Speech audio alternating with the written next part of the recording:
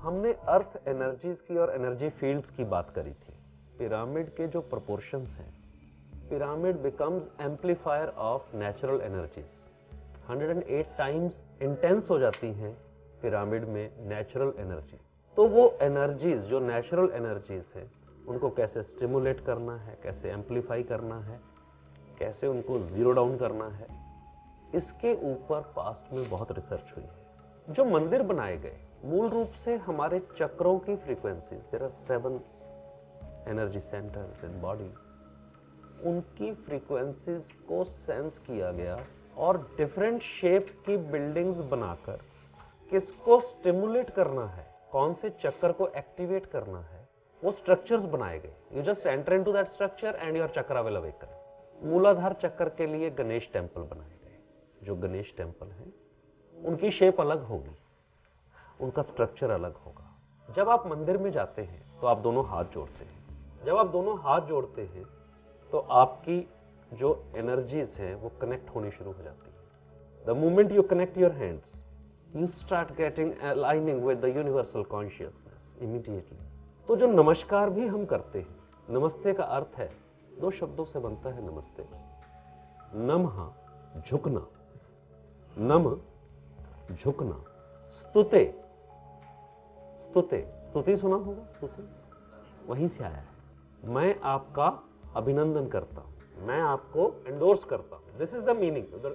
आज की भाषा में उसका मतलब है मैं आपके अंदर बैठे प्रमतम को, जो आपने कहा प्रमतम को, मैं स्तुति करता हूं, मैं एंडोर्स करता हूं, मैं नमन करता हूं। पर बायो एनर्जीज क्या होती है? The moment we connect our hands and if we are barefoot standing in front of a deity, deity की प्लेसमेंट 2 प्रकार से होती है। एक जहां हमारी कमर है, जहां बेल्ट बांधते हैं वहां से, या हमारे नाभि के स्थान पर, या हमारे हार्ट पर, या हमारे इस जगह पर। ये डिफरेंट लेवल्स डाइटी के डिसाइड किए जाते हैं एक मंदिर में। तो जब आप नमन करते हैं यानी 90 डिग्री झुकते हैं तो आपकी स्पाइनल कॉर्ड में सातों के सातों चक्कर उस बेस के साथ अलाइन हो जाते हैं एंड योर मूलाधार गेट अवेकन इन गणेशा टेम्पल, राइट।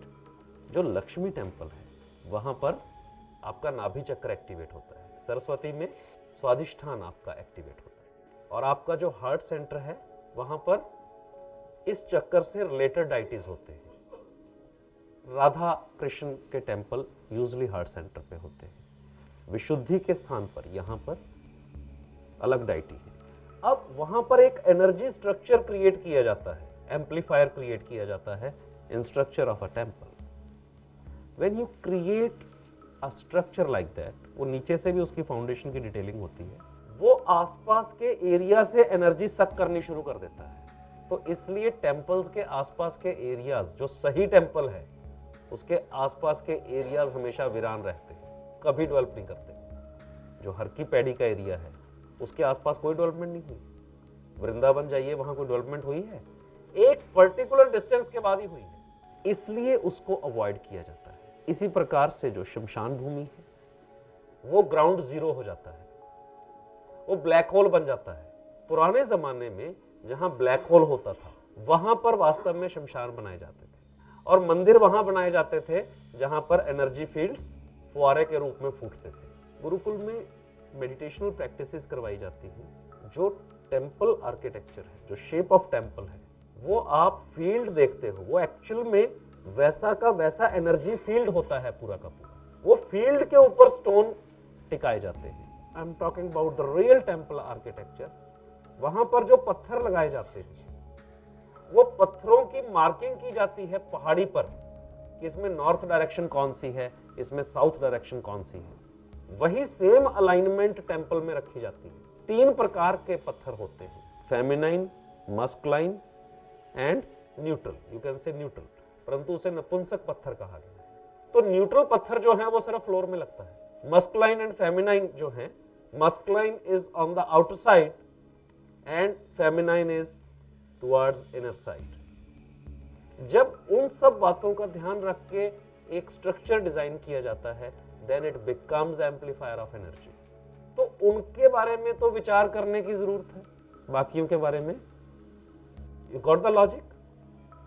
ये जो है ये बहुत ही इंपॉर्टेंट है कि पुराने जो मंदिर बने हुए हैं, और बहुत मुश्किल है कि आप पुराने मंदिर के बने के आसपास कोई अर्बन डेवलपमेंट हो रही होगी और आप वहां जाके रहोगे, बहुत, पर अब वैसे ही बना दिए जिन्होंने, 4 मूर्तियां रख के बना दिए, उसका कोई अर्थ नहीं है। Very clear. हाँ, हर रिलीजन के अंदर ऑब्वियसली होता है, कितने चर्च सालों साल पुराने हैं, हम लोग सिर्फ टेम्पल्स का ही बोलेंगे या बोलेंगे चर्च, जोइश टेम्पल्स जो ये सब है उनका भी सेम इम्पैक्ट होएगा? ओके, पर जो पुरानी नॉट जो जैसे रिकन्वर्टेड वगैरह नहीं, गुरुद्वारे को नहीं करेंगे। रीजन, गुरुद्वारों को क्यों नहीं करेंगे? नहीं, क्योंकि गुरुद्वारे बनाते हुए इन चीजों का कभी ध्यान नहीं रखा गया, एक्सेप्ट कि पाठी जो हैं वो पश्चिम दिशा में बैठेंगे। तो वो गुरुद्वारा जब भी बनता है तो वो बेसिकली एक कम्युनिटी सेंटर है, इट्स अ कम्युनिटी सेंटर। पर जो रिचुअलिस्टिक टेम्पल बने हुए हैं, सिर्फ उनके बारे में ऐसा विचार किया जाना चाहिए। तो आज भी बहुत सारे इंस्टीट्यूट्स शमशान या कब्रिस्तान पे बने हुए हैं, and by the way they are the finest institutions in the world, क्योंकि वो ब्लैक होल नहीं है। अर्थ पे जहां ब्लैक होल होगा वहीं पर वो रिएक्शन होगा। Either black hole, one must avoid a black hole and one must avoid energy amplifier. किसी ने घर बना दिया ब्लैक होल के ऊपर, एक पूरी सब डिविजन बन गई without using the proper tools. जितनी मर्जी वास्तु हम फिक्स कर लें, अगर वो ब्लैक होल है, ट्रू ब्लैक होल है, there is nothing we can do about it. अगर जियोपैथिक स्ट्रेस वहां होता तो डेवलपमेंट होती ही ना। So there is no point unnecessarily recommending, कि there is a geopathic stress, and it's nonsense. Trust nature, yes. You have to. You don't have any choice. वो एक जबरदस्ती का क्लाइंट को डराना कि यहाँ जियोपैथिक स्ट्रेस है, यहाँ ये है, यहाँ ये है, वो यूजुअली वो एरियाज वो अनअटेंडेड ही रह जाते हैं। क्लियर? ये वास्तुशास्त्र में तो नहीं है कहीं, पर मैंने पिरामिड्स के साथ बहुत एक्सपेरिमेंट्स किए हैं। मैंने एक 8 कोण का पिरामिड भी ड्राइव किया था डॉक्टर क्रुप के यहाँ हट्स बनाने के लिए, हीलिंग हट्स बनाने के लिए। मैंने उस टाइम पे 97-98 में पिरामिड्स के ऊपर काफ़ी ज़्यादा काम किया था। तो मैंने उसकी बेसिक गोल्डन रेशो प्रोपोर्शन को, गोल्डन रेशो प्रोपोर्शंस यूज़ करते हैं, आपने भी आर्किटेक्चर में स्टडी करी होगी। तो गोल्डन रेशो प्रोपोर्शन के ऊपर बेस्ड होता है पिरामिड। मैंने उस डेरिवेशन को फर्दर मैथमेटिकली डिराइव किया और अष्टकोणीय पिरामिड बनाए, और वो बेसिकली उसका हमारे यहाँ टेम्पल आर्किटेक्चर में उसके ऊपर काफ़ी डिटेलिंग भी है। तो मैं उन दोनों के बीच में एक रिलेशनशिप चाहता था कि क्या हो सकती है that we can use for healing. तो तब से ये हो गया कि कोई भी पिरामिड जो 4 इंच बाय 4 इंच के बेस का है और नीचे से खाली है और मेटल का नहीं है, metallic pyramid they never work. नीचे वो छोटे छोटे पिरामिड लगे हुए वो सब बेकार है। नीचे से खाली हो, नॉर्थ साउथ एक्सिस पे ही हो पिरामिड हमेशा। पिरामिड्स हमेशा नॉर्थ साउथ एक्सिस पे ही हैं। अभी तो कोई दीवार पे लगा देते हैं, उल्टे टांग देते हैं, आई डोंट नो, उनका तो कोई डिटेक्ट नहीं किया कि क्या वो होता है। रादर हटवाए हैं तो लोग सुखी हो गए। ज़मीन में लोग पिरामिड दबवा देते हैं, 9 पिरामिड। इतनी तकलीफ़ें बढ़ी हैं, वो सब हटवाए हैं। तो एक ही पिरामिड बहुत है किसी भी जगह की एनर्जी को 108 टाइम एम्पलीफाई करने के लिए। उस स्टेयरकेस के नीचे हम एक पिरामिड रख देंगे जहाँ पर टॉयलेट्स हैं। बेसिक बैलेंसिंग के बाद उन टॉयलेट्स में हम पिरामिड रख देंगे। नॉर्थ में टॉयलेट है, बेसिक बैलेंसिंग के बाद वहाँ पिरामिड लगाएंगे तो न्यू अपॉर्चुनिटीज़ आनी शुरू हो जाएंगी, अदरवाइज वो डिस्पोजल को बढ़ा देगा। तो पिरामिड को हम एम्पलीफायर टेक्निक कहते हैं। पिरामिड एक स्पेस में, एक स्पेस माने नेट यूजेबल स्पेस में 1, 3, 5 की फॉर्म में होने चाहिए। पर मैंने 20 साल में 3 से ज़्यादा पिरामिड एक बिल्डिंग में नहीं लगाए। 40 फुट से लेके 80 फुट तक के प्लाट में 4 इंच बाय 4 इंच का पिरामिड काम करता है। उससे बड़े स्पेसिस हों तो 10 इंच बाय 10 इंच का पिरामिड आप लकड़ी का बना के, प्लास्टिक का बना के या बनाया जैसा भी, पर वो मेटल नहीं होनी चाहिए उसमें, और हमेशा नॉर्थ साउथ एक्सिस पे होना चाहिए। फिर और भी एक्सपेरिमेंट्स हुए, हम लोगों ने किए, महावास्तु ग्रुप ने किए। अलग अलग रंगों के पिरामिड्स का प्रयोग, वो भी अच्छे रिजल्ट देता है। अलग अलग रंगों के, minimum size 4 inch by 4 inch, maximum size 10 inch by 10 inch, तो एम्पलीफायर टेक्निक पिरामिड यूज करते हैं। स्पेस प्योरीफाइंग टेक्निक में हम लोग सी सॉल्ट यूज करते हैं। सी सॉल्ट को हम स्प्रिंकल कर देते हैं 15-20 मिनट के लिए और फिर उसको वाइप आउट कर देते हैं। और भी कहीं यूज होता है ये। Sir, you just said you used 1, 3 and 5 pyramids, हाँ, right? In Egypt, a king was allotted also 1, 3 or 5 pyramids for his whole family. oh my god, ये मेरे को नहीं पता था। Yes, sir. It is that only. I mean, if you like, it's a very coincidental thing that you're telling. But a king was allotted 1, 3 and 5 for his entire family. He was not given more than these pyramids. And what Chaucer is and- the meaning of pyramid?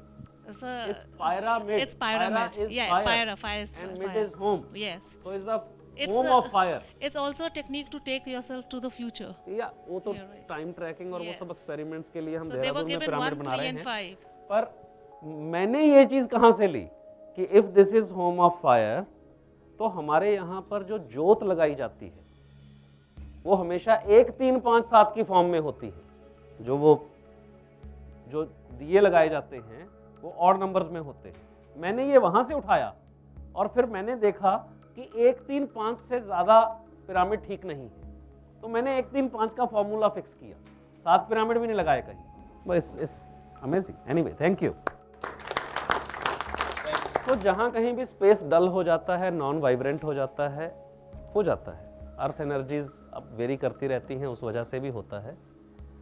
तो जब ये energies very करती हैं तो space डल हो जाता है। अगर आप नमक, सी सॉल्ट, नमक जो है, सी सॉल्ट नमक या वो सेंधा नमक, पहाड़ी नमक, नॉन आयोडाइज्ड, अगर आप एक स्पेस में, इतने बड़े स्पेस में एक मुट्ठी बिखेर के डली वाले नमक की, फिर उसको वाइप कर देंगे 15 मिनट के बाद, 3 दिन लगातार करेंगे तो वो एनर्जी पैटर्न उस स्पेस का वापस रीइंस्टेट हो जाएगा। Please quickly. Sea salt, as you're saying, it was used to purify the bodies of the dead kings. They were like wrapped in sea salt for 5 days, and then the entire organs were taken out and filled with all the chemicals. So it was a purification way then also. Oh my God, मुझे नहीं पता था। Anyway, thank you. Good.